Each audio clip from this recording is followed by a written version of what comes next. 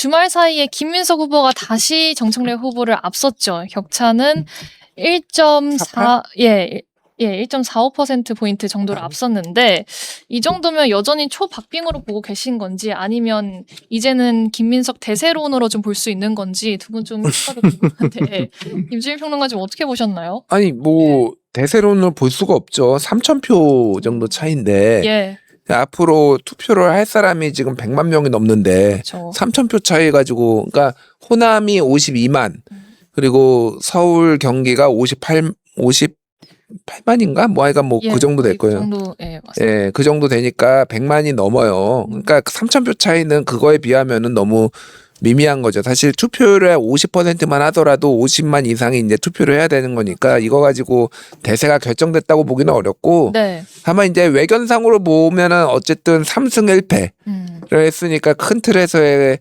대세론까지는 아니더라도 좀 승기를 잡았다, 네. 분위기를 탔다, 뭐 이 정도로 보는 게 맞을 것 같은데, 그러니까 정청래 후보는 지난 강원도에서 토요일 날 있었던, 일요일이구나, 강원도에서 계속 호남만 얘기했어요. 예, 맞아요. 강원도에서 연설을 하는데 강원 얘기는 한마디도 안 하고 맞아요. 호남만 얘기할 정도로 지금 급해졌다. 어머니 17번, 호남 9번, 8번? 뭐 얘기했다고 하더라고요. 예.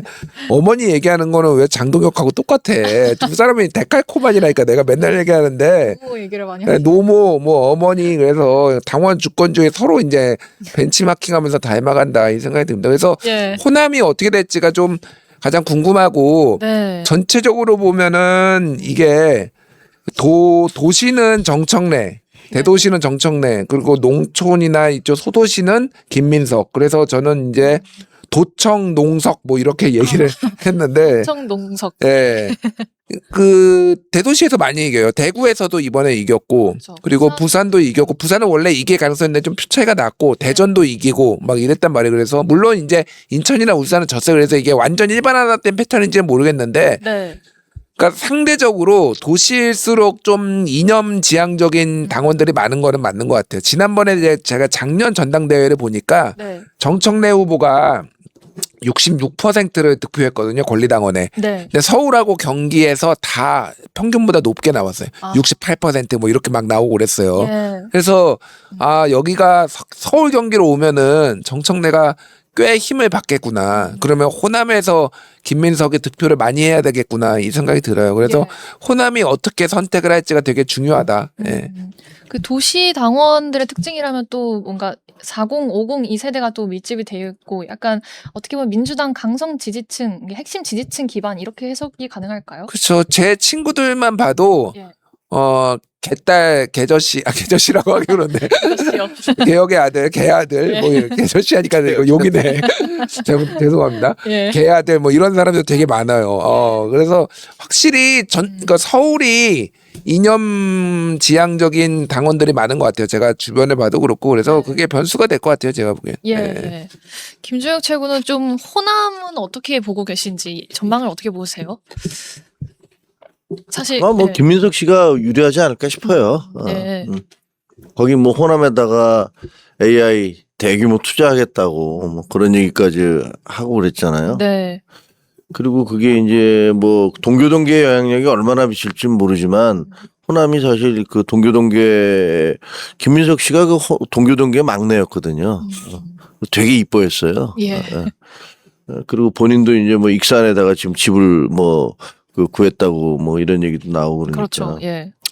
뭐 그 호남에서는 그럴 것 같은데 근데 뭐 수도권에서는 강성당원들이 또 워낙 많다라고 얘기를 하니까 예. 그래서 저는 아마 호남의 그 분위기가 그냥 수도권하고 비슷하지 않을까. 그런데 일부에서는 또 아니 그렇지 않다. 아까 얘기했던 대로 도시에서 정청래가 계속 이기는 그런 양상으로 볼 때는 서울에서도 어떻게 될지 모른다.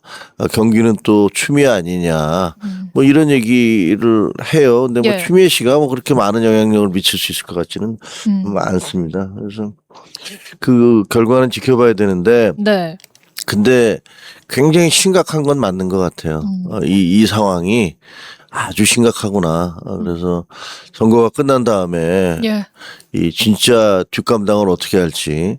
그래서 몇 가지 시나리오가 있는데 예를 들면 김민석이 1등을 하고 정청래가 2등을 해서 네. 그다음에 3등 근데 50%가 안 넘어서 그래서 3등 송영길 표가 가서 뭐 김민석이 후보가 당선이 되면 뭐 그나마 또 괜찮은데 그게 아니고 정청래 후보가 1등을 하고 김민석 후보가 2등을 했는데 이 3등을 한 송영길 후보가 2등 그 김민석 후보로 그 선호 투표제에 의해서 합쳐지면서 이게 1등을 해서 뒤집어지게 되면 그러면 정청래를 지지했던 분들이 과연 그거를 승복을 할까? 예. 뭐 이런 얘기도 있어서 굉장히 심각하겠다라는 생각이 있고 또 예. 하나는 뭐냐면 투표율이 50%안 되잖아요. 네, 굉장히 이번에 저조한 상황. 근데 재밌는 게 예. 대통령 선거 투표율이요. 그 6공화국 들어서 그 9번인가 있었어요. 9번 대통령 선거. 가장 높은 투표율은 89%였어요. 그리고 지난번에 이재명 대통령 당선됐을 때 투표율도 79%인가 그랬잖아요. 예, 예. 근데 이거는 일반 국민들도 그런 거 아니에요. 근데 그러니까 권리당원이라고 하는 이른바 뭐 꼬박꼬박 당비 낸다고 하는 분들의 투표율이 50%가 안 되는 건 이거 어떻게 설명을 해야 되죠? 논리적으로 이상하잖아요. 예. 어? 그것도 무슨 뭐 현장에 가서 투표하는 것도 아니고 다 모바일 투표인데 그렇죠. 그게 어떻게 50%가 안 되냐고요. 그 느낌은 뭐냐면 우리 당이나 민주당이나 예. 엉터리 당원 엄청 많구나. 이중당적 가지고 있는 사람들도 엄청 많고 책임당원이라고 혹은 권리당원이라고 하는데 그거 진짜 진성당원 아니구나. 라는 그런 생각을 하게 돼요. 예. 그래서 뭐가 됐든 이번에 선거 끝나고 나면 여야가 이 당원 문제 선관위도 예. 나서서 이 당원 문제는 좀 정리를 해야겠다. 이 가짜 당원들. 그리고 뭐 무조건 진짜 뻥튀기처럼 부풀리는 이 당원들 있잖아요. 예. 이것도 좀 정리해야겠다 이런 생각을 해요. 사실 이번에 전당대회가 1인 1표제를 도입한 첫 전당대회이기도 한데도 불구하고 현재까지 투표율이 굉장히 저조하다 이런 분석이 많은데 네. 이게 뭘까요? 아마 국민의힘도 전당대회 치르면 투표율이 높지 않을 것 같아요. 제가 그래요? 보기에는. 왜냐하면은 너무 짧은 기간 내에 많이 늘어났어요. 작년에 전당대회 치를 때 민주당 권리당원이 110만 명 조금 넘었거든요. 예. 근데 이번엔 150만 명이 넘으면은 1년 사이에 40만 명이 늘어난 거예요. 예. 당원이 권리당원 당비를 내는 사람이. 근데 국민의힘도 70만 명에서 지금 100만 명 이상 뭐 얼마인지 정확히 모르겠는데 100만 명 넘은 게 작년 12월이고 맞아요. 예. 지금 110만 명 뭐 가까이 되면 여기도 한 40만 명 가까이 는 거거든요. 이게 다 지금 제대로 된 건가 그런 생각이 들어요. 전 세계에서 예. 당원이 제일 많은 나라들이 대체적으로 이제 공산권 국가거든요. 뭐 중국 네. 공산당, 북한 노동당 뭐 이런 나라 빼놓고 예. 민주주의 국가에서 당원이 제일 많은 농담이 아니라 진짜로 뭐 영국 노동당 이런 데 해봤자 10만 명이 안 돼요. 10만 명 뭐 이 정도 될 거예요. 그러니까 엄청 적네요. 예, 그 나라는 약간 이렇게 우리나라처럼 대중정당이지가 않아요. 그러니까. 예. 근데 이게 우리나라만 지금 너무 외형 부풀리기에 좀 치중을 했다. 그래서 이중당적 문제도 그렇고 유령당원 문제도 그렇고 네. 이건 정리를 좀 해야 된다. 원래 법으로 보면은요, 이중당적 하면은 선거법에 징역 1년 이하 혹은 1,000만 원 이하 100만 원 이하 벌금이에요. 아. 원래는. 아. 확인할 방법이 없을 뿐이에요. 그래서 이제 아이디어가 나오는 게 네. 개인 식별은 불가능하지만은 최소한의 주민등록번호나 이런 걸로 해가지고 일치하는지 여부만 확인을 해가지고 그거를 각 당에 통보를 하는 방식으로 네. 이렇게 하는 게 어떻겠냐. 그러면 이제 각 당에서 내줘야 되는 거죠. 사실은 정기적으로. 예. 예. 그거를 근데 국가 권력에 대한 불신으로 그거 안 하고 있는데 그런 거를 합의를 좀 해서 국민의힘도 지금 뭐 자유통일당이라든지 아니면 뭐 이런저런 정당하고 굉장히 많이 있고 예. 민주당은 조국혁신당 아니면은 뭐 국민의힘하고 민주당 이중당적도 있을 거야 내가 보기에는. 많아요? 예. 그런 사람들이 있을 거야. 그래서 그렇죠. 누가 해달라고 하면 그냥 해주는 경우도 많아요. 생각보다 그냥 급하면은. 그래서 좀 정리를 했으면 좋겠다 조금. 예. 양당 모두 지금 당원 중심 정당이라고 얘기를 하고 있는데 그 정도의 최소한의 좀 조치는 필요할 것 같긴 합니다. 아니 당원 중에서 네. 이중당적하고 그다음에 신천지나 통일교회에서 오더 받고 내려와서 하는 사람들이 무슨 그게 당원 중심주의냐고요. 그러니까 당원 중심주의가 되려면 그런 분들이 다 그 정리가 된 다음에 진짜 당원들이 투표를 해야지. 아니 네. 저는 당대표 경선은 당원들의 100% 투표를 하는 게 맞다고 생각을 해요. 이건 공직자도 아니잖아요. 예를 들면 무슨 다른 그 지도지사나 이런 분들은 예. 그 여론도 받아봐야 되지만 당대표는 100% 당원으로 하는 것들이 논리적으로는 맞는다고요. 저도 옛날에 그렇게 주장을 했었어. 예. 근데 나는 그때 우리 당내에 그렇게 신천지가 많이 들어야 되는지 전혀 몰랐죠. 아니 말이 되냐고 이게.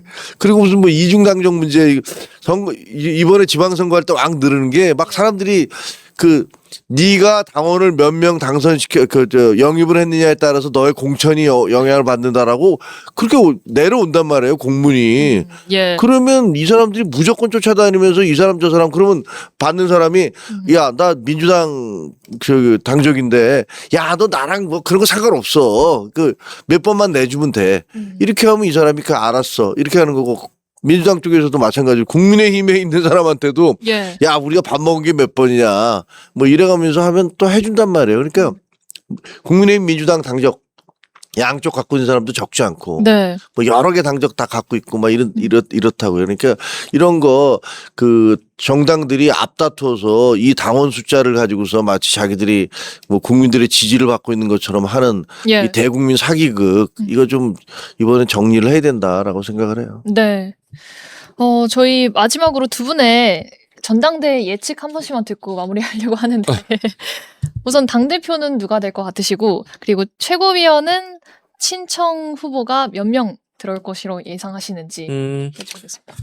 당대표는 근소한 차이로 김민석 후보가 될 것 같아요. 근소한 예, 차이요? 근소한 차이로 결선 투표제, 아니, 그러니까 선호 투표제 마지막에 표까지 합산을 해가지고 아. 김민석 후보가 될 것 같고요. 예. 친청계는 2명이 들어올 것 같아요. 아. 예, 한민수, 최민희 두 사람이 들어오고 예. 한민수, 아니, 그러니까 최민희가 수석 최고가 될 것 같습니다. 수석 최고 예. 1위로. 1위로. 예. 그리고 이성윤 후보는 탈락 가능성이 김용한테 밀릴 것 같아요. 제가 아, 보기에는 예. 예, 경기도의 조직표에 좀 밀리지 않을까. 호남에서 그러니까 호남 전북이 고향이거든요. 어디더라? 약간 그 예, 저기가 예, 이성윤이 이성윤. 그런데 예. 아마 경기도로 서울 경기 올라오면 뒤집어지지 않을까. 아. 그렇게 생각. 그러면 원외가 현역을 이기는 그런 구도가 나올 수 있겠네요. 근데 또 뭐 대법원 판결이 임박했다는 얘기가 있어서 어떻게 될지 몰라요. 그 이후에 네, 전당대회 전에 하지는 않을 텐데 어쨌든 그렇죠. 그 직후에 또 이제 대법원 판결이 있을 수도 있습니다. 예. 김재욱 최고는 각각 어떻게 보시는지. 당대표 똑같아요. 똑같아요. 김민석 씨가 아마 후보가 그 선호투표제의 도움을 받아서 과반은 안 되고. 예. 그러니까 그러니까 1등을 할 것이다. 네. 라는 생각이 들고 최민우 후보는 뭐 1등 하든가 2등 하든가 비슷비슷할 것 같아요. 왜냐면 너무 지금 그 뭐랄까 약간 공격을 많이 받고 있잖아요. 맞아요. 예. 그래서 수석 최고위원 할 가능성이 높지만 약간의 위험 부담이 좀 있는 것 같고 그다음에 이성윤, 김용 뭐 그 두 분에서는 예. 뭐 김민석 후보가 된다면 결국은 이성윤보다는 김용 후보로 가지 않겠느냐라는 생각이 드는데 네. 그렇게 해서 이제 만약에 김민석 후보가 당대표가 되면 2명의 최고위원을 임명할 거 아니에요. 그렇죠. 그래서 뭐 다수가 되긴 할 텐데 그 이후에 그 판이 어떻게 될지 아마 그 최민희 후보는 이현주 전 최고보다는 훨씬 더 목소리가 셀 것 같아요. 그리고 뭐 한민수 최고도 예, 만만치 않죠. 만만치 않을 것 같고 그래서 야 그 진짜 그 민주당 앞으로 최고위원회의 볼만 하겠네. 예. 근데 예. 뭐 어떻게 보면 뭐 정상일 수도 있죠. 뭐 잘 해보라고 해야죠. 예. 지금 전당대회가 아니라 분당대회 뭐 이런 얘기가 나올 정도인데. 아마 지금은 그걸 어떻게 봉합을 하는데 네. 그 다음에 이제 총선 즈음에서 무슨 일이 벌어질지 비명학살이 재현될 경우에는 이제 진짜 어떤 일이 벌어질지 되게 좀 예. 궁금하네요. 네. 예. 이번 또 전당대회에서 정청래 후보가 지게 되면 또 앞으로 정 후보의 또 앞날도 어떻게 될지. 대통령의 이제 국정 지지율이 43.3%로 나왔어요. 그래서 뭐 저희도 기사를 썼는데 40%대도 지금 이제 위기인 거 아니냐 뭐 이런 전망도 같이 나오고 있는데 이게 취임 이후에 최저치기도 하고 또 4주 연속 하락세인데 최근에 김어준 씨도 여기서 더 빠지면 위험하다 뭐 이런 발언도 했다고 하네요. 좀 이 지지율은 가장 큰 원인은 뭐라고 보시고 평론가님 좀 주목하고 계신 부분이 어떤 건지도 궁금합니다. 아니 뭐 네. 오르면 이상한 거죠. 그렇죠. 오르면 이상한 거고 뭐 많이 언론에서 분석을 하고 있지만은 네.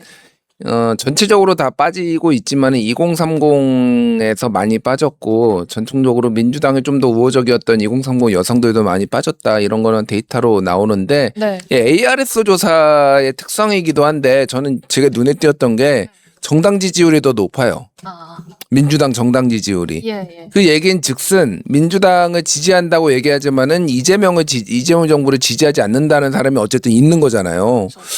이거는 굉장히 특이한 현상이다. 이거는 지금 격화되는 전당대회 내분 현상을 이 말을 안 할 수가 없는 거죠. 예. 그러면은 코어가 정말 흔들리고 있나? 이 생각을 했어요. 그러니까 다시 저는 코어가 흔들린다는 얘기를 별로 신뢰하지는 않았었어요. 예. 그러니까 빠져도 그 전에 지표를 봐도 전체적으로 보면은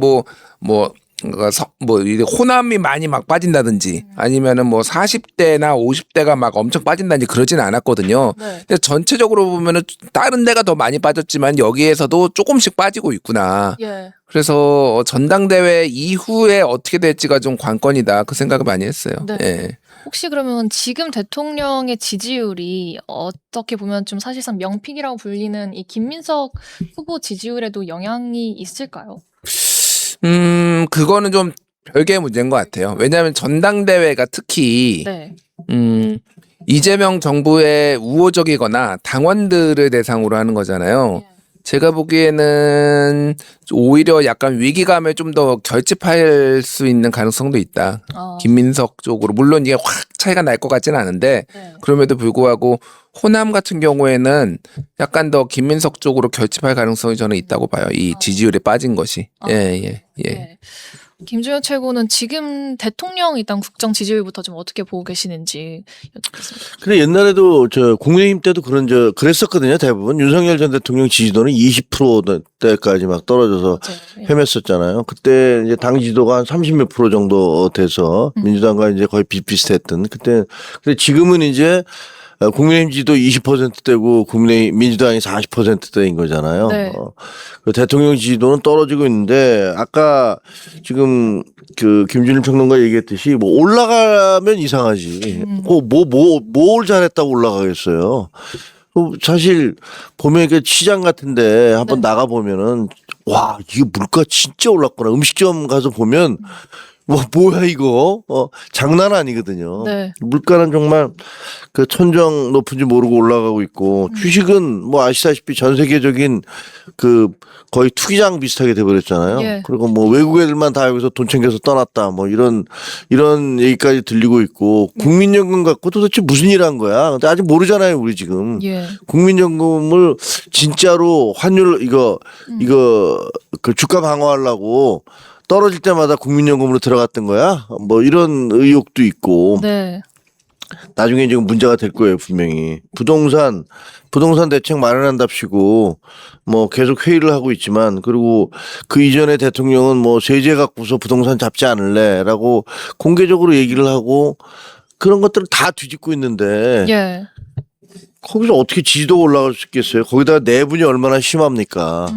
추미애 경기도지사가 나와서 기자회견하면서 모라토리움 선언하는 거 보면 좀 기가 막히더라고요. 예. 아니 지금 다 자기네 정권 아니었습니까? 김동연, 이재명, 경기도지사 지금 3번 연속 자기네 가고 있잖아요. 예. 그러면은 먼저 국민들한테 정말 죄송합니다. 저희 당이 이렇게 경기도를 거의 거지를 만들어놨습니다.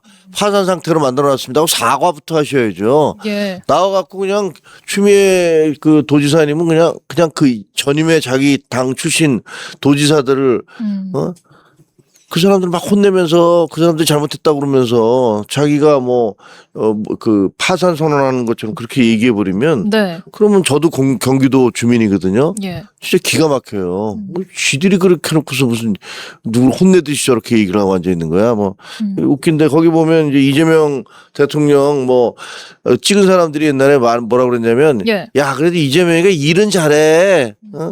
인격은 어떤지 모르겠어. 그래도 일은 잘해 그랬거든. 무슨 일을 잘했나요? 그래 보면 지금 일 잘했나요? 그래서 지금 자기 쪽에서 지금 그 공개하고 있는 거 아니에요? 예. 이런 걸 다 보면 지도 올라가는 게 이상하죠. 지도 더 떨어질 거예요 아마. 네. 지금 뭐 주식 시장이 뭐 도박장이다 뭐 이런 비판은 계속 나오고 있고 네. 여기에 대해서 정청래 대표도 지금 뭐 김민석 후보를 향해서 총리 때 책임이 있는 거 아니냐라고 책임 전당대 이슈로도 지금 나가고 있는데 여당 안에서도 반발이 굉장히 세고 또 김용범 실장에 대한 비판도 센데 일단 뭐 이걸 정말 누구 아이디어로 시작한 건지까지는 뭐 수사를 더 해보고 조사가 필요하겠지만 이 정책을 실행하고 도입한 그 과정에 대해서는 평론가님 좀 어떻게 보고 계시는지 궁금합니다. 아니 뭐 이게 예. 수사를 할 대상인가 개인적으로는 그렇게 예. 생각을 하는데 야당에서는 뭐 국정조사나 뭐 예. 특검 얘기를 하고 있고 이게 일단 알려진 바로는 올 초에 1월 초에 그 자산 운용사 대표들하고 예. 이제 간담회가 있었는데 그 자산 운용사 대표들이 건의를 한 거예요. 아. 이런 상품이 좀 필요하지 않냐 우리도. 예. 그래서 외국에서도 홍콩에서도 삼전이나 한익 그 단일 상품 레버리지가 있는데 우리도 좀 필요하지 않느냐 주식 활성화를 위해서. 그래서 그 사람들한테 뭐 시켰는지는 제가 모르겠고 예. 어쨌든 그쪽에서 먼저 얘기한 게 맞아요. 자산운용사 쪽에서 먼저 얘기해서 한 거고 근데 이제 일사천리로 돼서 이게 도입까지 5월 27일에 아마 상품이 나온 걸로 기억하는데 맞아요. 예. 그러니까 5개월 만에 이제 일사천리로 좀 진행이 된 측면이 있죠. 그래서 이게 이제 뭐 시행령을 바꿔서 아마 이게 됐을 거예요. 제가 네. 알기로. 그래서 총리가 책임이 뭐 있다라는 게 완전히 틀린 건 아니다. 예. 근데 주도한 거는 어쨌든 저기 이제 김용범 정책실장이 좀 주도를 했고 네. 그거에 대해서 워낙 청와대에서 이제 강하게 드라이브를 거니까 사실상 총리도 약간 들러리였다 뭐 이런 얘기들이 있고 예. 당정청 협의를 해서 당에서 그러면 왜 제동을 안 걸었냐 뭐 이런 반론도 있는데 예. 그러니까 정청래도 책임 있는 거 아니냐 그렇죠. 뭐 그런 얘기도 있는데 솔직히 잘 모르겠습니다. 뭐 거기에서 정부에서 저렇게 세게 하겠다는데 뭐 정청래 대표가 거기에서 뭐 제동을 걸 수가 있었겠나 뭐 그 생각이 들어요. 그래서 문제가 있는 것은 저는 명확하다고 보고 네. 왜냐하면은 예를 들면은 어느 나라나 특히 이제 유럽에 아니 미국에 이런 데도 보면은 다 단일 종목 레버리지 ETF는 아니니까 ETF는 여러 개 담은 단일 종목 레버리지 상품이 있는데 네. 엔비디아도 있어요. 근데 엔비디아는 미국 증시에서 차지하는 비중이 한 8% 정도 돼요. 그러니까 뭐 이거는 조금씩 변동하는데 근데 우리나라는 예. 삼성전자와 하이닉스가 지금 한 65%? 그렇죠. 좀 떨어져서 했다고 해도 한 60%막 이 정도면은 웹더독 현상이 일어날 가능성이 상당히 높거든요. 네, 네. 근데 이거를 제대로 스트레스 테스트나 이런 것도 안 해보고 도입을 했다라고 하면은 이거는 좀 문제가 있다고 봐야죠. 네. 뭐 근데 그게 뭐 이 전당대회에 엄청나게 큰 영향을 미칠지는 잘 모르겠다 예. 생각이 듭니다. 예. 사실 이렇게 급하게 좀 도입을 한 거 가지고도 조사를 해볼 필요가 있다. 지금 야권에서는 그런 얘기도 나오는데. 그것만 그냥 도입한 게 아니잖아요. 예. 기업들 팔목 비틀어서 4,700조 투자한다고 그렇게 얘기한 것도 사실은 상식적으로 말이 안 되는 일이거든요. 그리고 아니 정부가 어디다 투자하라고 그 지역까지 결정을 해주는 거 아닙니까? 예. 아니, 이게 무슨 뭐 군사정권 시절도 아니고 그리고 민간이 정부보다 훨씬 더 스스로 고민 많이 하고 스스로 계산해서 투자하는 거거든요. 예. 그렇죠. 근데 돌이켜보면 이재명 정부가 지금 1년 넘게 됐잖아요. 네. 한 게 뭐지? 라는 생각이 들어요. 뭐 지금 기억에 나는 게 있습니까? 처음에 마치 무슨 뭐 AI 뭐 혁명을 자기들이 하는 것처럼 그 결국 해봤자 기업들 불러다가 뭐 야 너 이거 여기다 투자해 뭐 이런 식으로 밀어붙이고 예. 그다음에 삼전닉스 주식 막 띄우면서 뭐 마치 그게 본인들이 뭐 하는 것처럼 주식시장을 이렇게 만들어 놓은 게 본인들의 어떤 역할인 것처럼 했지만 예. 결론적으로 보면 주식시장이 엉망진창이 돼버렸잖아요. 정상적인 시장이 아니잖아요. 그렇죠. 아니 이런 투기판이 어디 있습니까? 2,500이었다가 그게 9,500까지 올라가면은 9,500, 뭐 9,100까지 올라갔잖아요. 그럼 이게 전 세계적인 투기판 아닙니까? 그러면 정부로서는 공기관으로서는 이런 걸 막아야 된다고요. 예. 예를 들면 민간들이 막 그냥 미친 듯이 막 달려들어서 이렇게 하려고 하면 오히려 이걸 좀 쿨다운 시키면서 그 건강하게 만들려고 해야 되는데 그냥 마치 야 봐라 우리가 얼마나 능력이 뛰어나냐 주식시장을 이렇게 5천이 목표였는데 9천까지 올려놨잖아.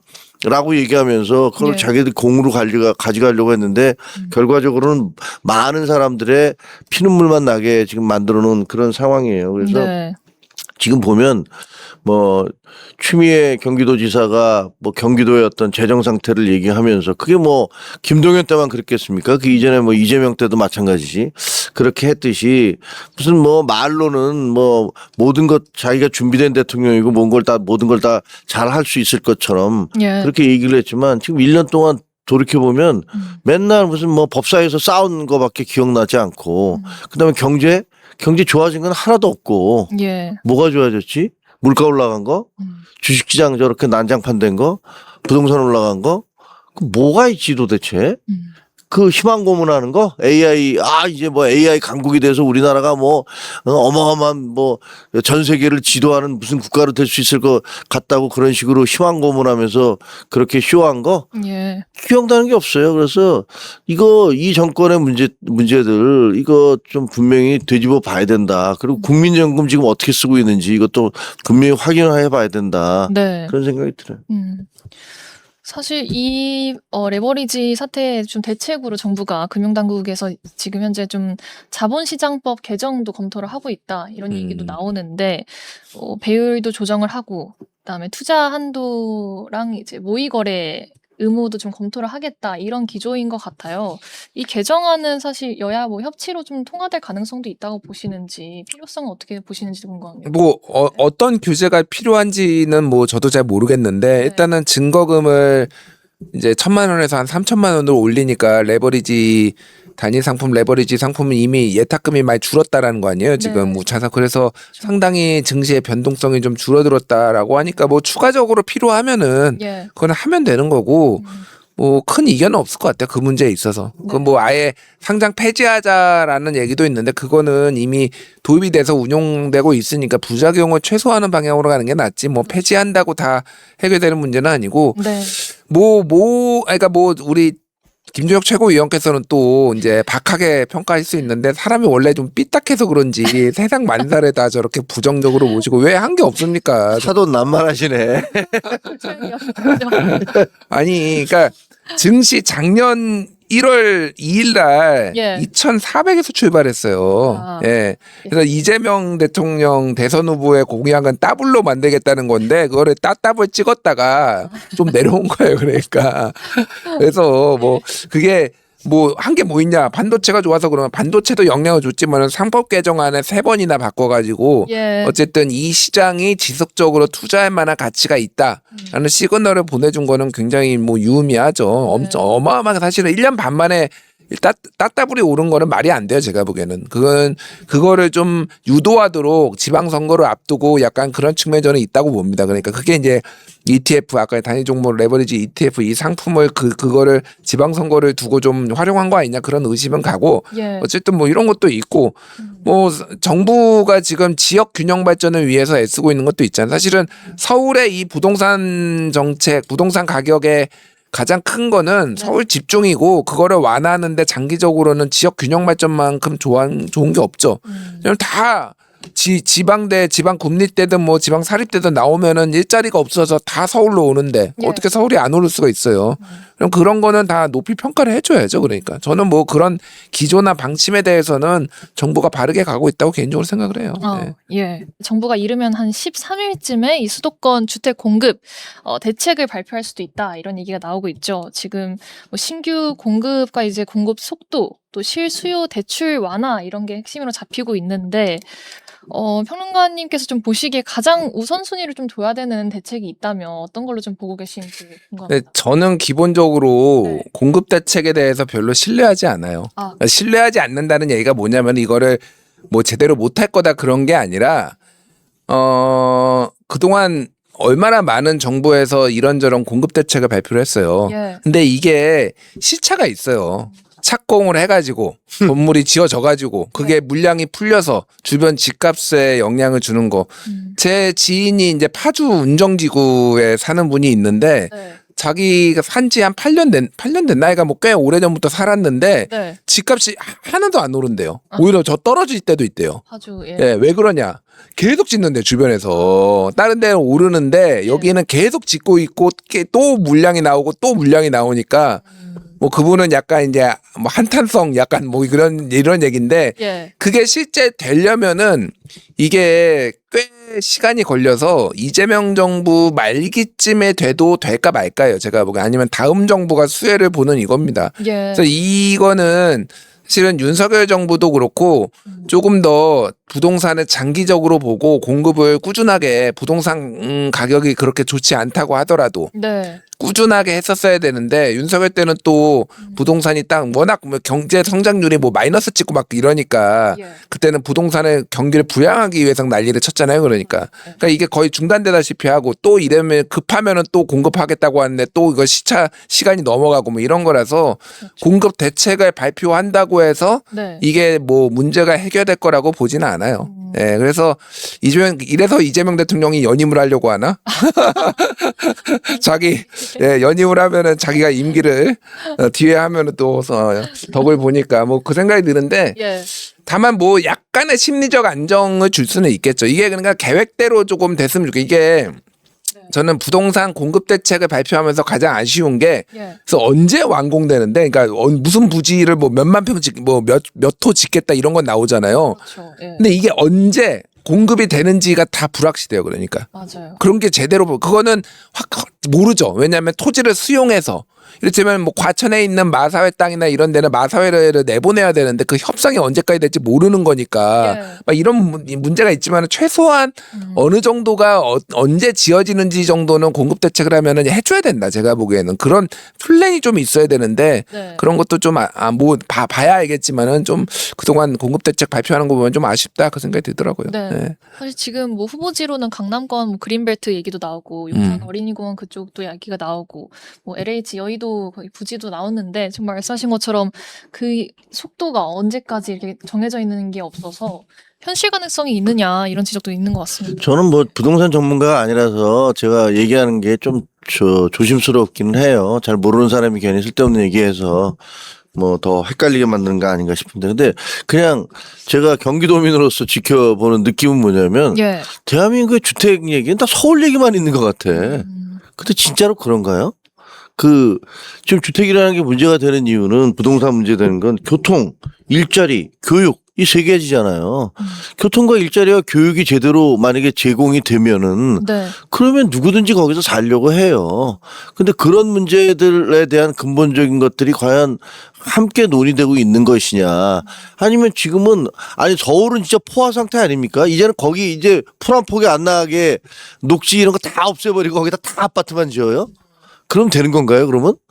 그것도 좀 이해가 잘 안 돼. 예. 그러면 전체적으로 부동산을 어떻게 해야 되느냐는 마스터 플랜 같은 게 있든가 이런 네. 게 생각이 좀 그리고 당장 내 정권에서 안 되더라도 이게 그다음 정권으로 가면 넘어갈 수 있다. 해결될 수 있다라는 그런 생각을 해야 되는데 그냥 다 눈앞에 보이는 눈가림용으로만 정책을 계속 발표하는 거 아닌가라는 예. 느낌이 들어요. 그리고 누구나 알다시피 민주당 정권이 들었으면 부동산 가격이 폭등을 했어요. 네. 노무현 대통령 때 한번 정말 폭등을 했고 그다음에 두 번째 문재인 대통령 때 또 임대차 3법 때 엄청 폭등을 했고 예. 이재명 정권 들어와서 또 폭등하고 있습니다. 네. 그러면 이게 좀 왜 이러는지를 좀 생각해 봐야 되는 거 아니에요? 그 이전에도 이명박 대통령이 노무현 대통령 때 집값 그렇게 막 올라갔는데 네. 이명박 대통령 들어서면서 그때 어디죠? 그쪽에 은평 지역에 있는 뉴타운 정책 같은 거 그런 거 펴면서 네. 뭐 그 해결이 됐던 거 아니에요. 그 가격이 떨어졌었고 심지어는 그래서 네. 그 박근혜 전 대통령 때는 집을 좀 사라. 이렇게까지 얘기를 할 정도로 집값이 안정화가 돼 있었어요. 네. 근데 보면은 그 이후에 문재인 정권 들어서는 또 그 안정화 시켰던 집값이 또 갑자기 엄청나게 올랐던 거 아닙니까? 그러면 이런 부분들에 대해서 이거는 기본적으로 시장의 수요 공급 정책을 바라보는 부동산 정책을 바라보는 민주당의 그 어떤 그 뭐랄까 가치와 철학에 문제가 있는 게 아닌가, 정책에 문제가 있는 기본 정책에 예. 문제가 있는 게 아닌가라는 걸 좀 생각을 해봤으면 좋겠다라고 그런 느낌이 들어요. 네. 사실 지금 정부가 이미 앞서 대출이랑 이제 세제는 다 조여놨고, 여기에 이제 집값 상승세를 어떻게 꺾느냐, 그거 이제 공급으로 손을 보려는 분위기인 것 같은데, 추가적으로 지금 논의가 되고 있는 게 또 실소유자 대출 완화도 지금 검토를 하고 있다, 이런 얘기도 나오는데, 이 대출 완화로도 좀 어느 정도는 안정적으로 잡힐 수 있다, 이렇게 보시는지. 예. 부동산을 잡는 거하고는 대출 완화는 아무 상관이 없죠. 예. 예, 이거는 그냥 불만을 잠재우는 거예요, 정확하게. 특히 이제 2030 세대가 네.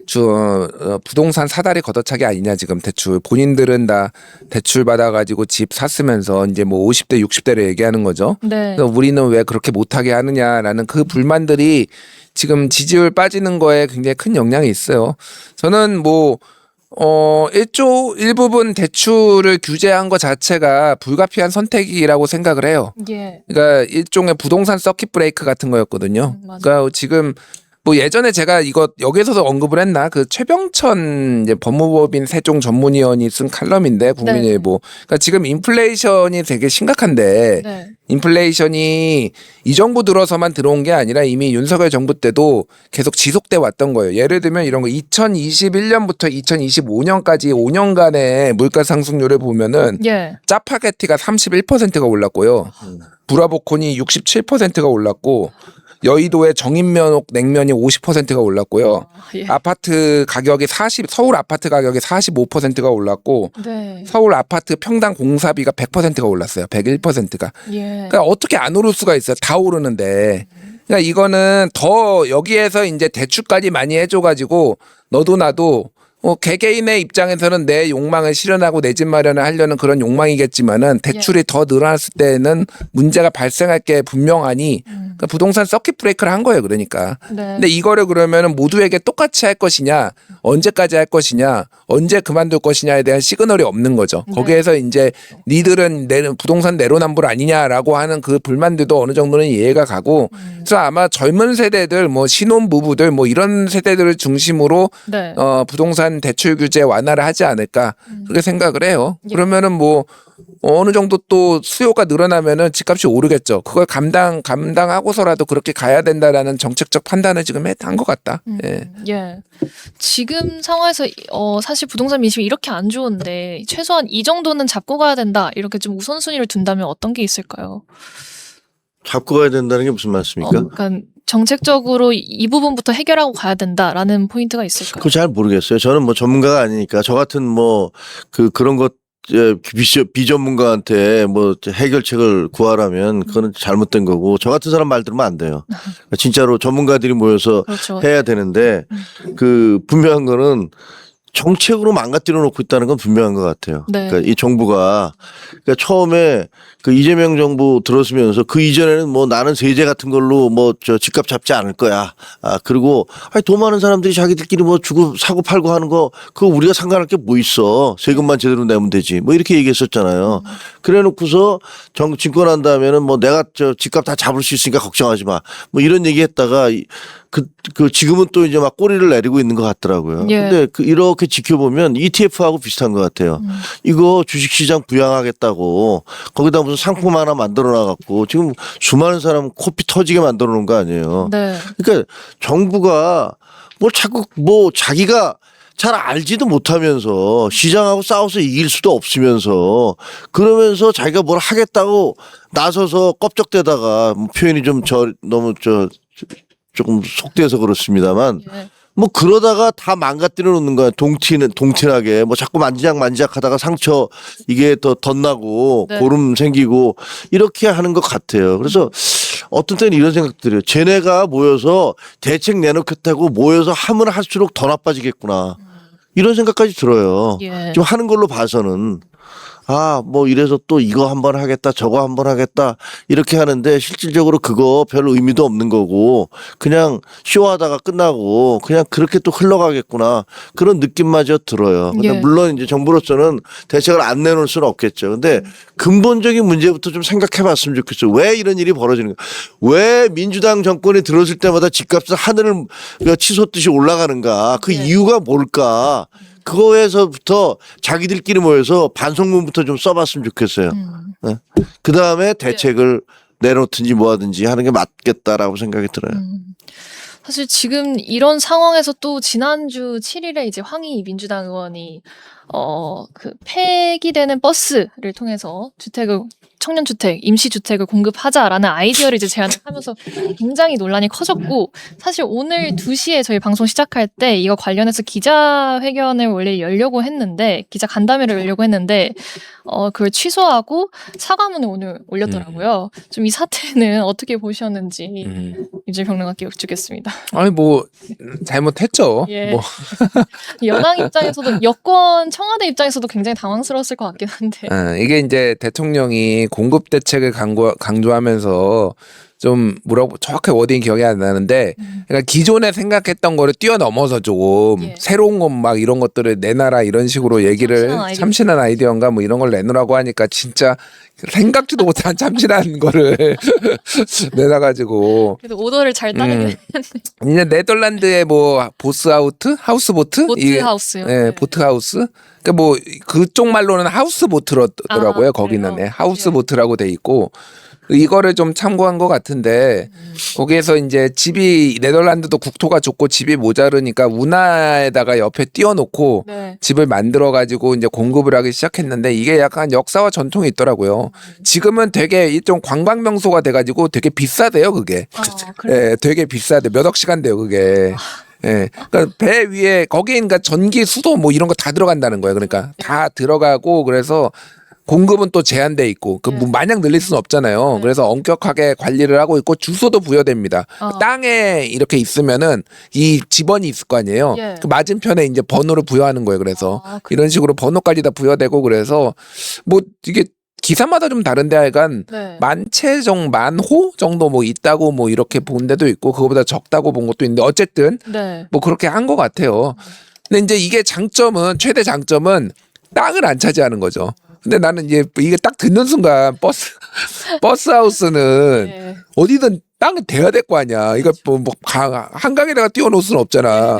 5,000대를 하면은 5,000대를 쫙 이렇게 주차장이 있으면 거기다 지으면 되지. 집을 지으면 되지. 왜 거기다가 땅을 차지하고 버스를 둘까? 그래서 네티즌들이 AI로 만든 것처럼 이렇게 쌓으려고 하나 이렇게 층층이. 그래서 약간 현실성이 떨어진다. 뭐 저는 다른 걸 떠나가지고 네. 아이디어는 뭐 낼 수도 있고 뭐 그런데 좀 현실성이 매우 떨어진다 그렇게 생각을 합니다. 예. 예. 사실 그때 저도 그 기사를 쓰긴 했는데, 페이스북에 황희 의원이 그걸 올렸을 때 그 민주당 꾸미 기자들 방에서도 굉장히 좀 비판이 셌어. 이러니까 20대가 지지를 안 하지, 뭐 이런 반응이 좀 많이 나왔는데, 이게 단순히 황 의원의 좀 아이디어라고 볼 수도 있겠지만 민주당에 대한 좀 반발심도 더 키운 사태인 것 같기도 한데. 황희 의원은 문화체육관광부 그 장관을 하신 분 아니에요. 예. 삼선 의원인가 그렇잖아요. 근데 이렇게 황당한 얘기를 하지? 라는 생각이 일단 들고, 아니 그리고 뭐 저 같은 사람이 뭐 이런 얘기 하는 게 뭐 아이디어라고 내는 게 말이 안 되는 거거든요. 근데 본인이 그런 거 낸 뭐 아이디어는 누구든지 낼 수 있나? 뭐 이런 생각이 드는데, 그렇게까지 민감한 부분에 대해서 뭐 이렇게 하자 저렇게 하자 떠들어대는 게 과연 옳은 건지, 그냥 잘 모르면 입 닫고 있는 게 제일 좋아요. 잘 모르면. 자기가 모르는 사람이 그거 얼마나 복잡한데. 그리고 가만히 생각해봐도 누가 봐도 좀 황당하잖아요. 폐버스에다가. 예. 그게 무슨 저 방음이 됩니까? 아니면 거기에 무슨 저 방온이 됩니까?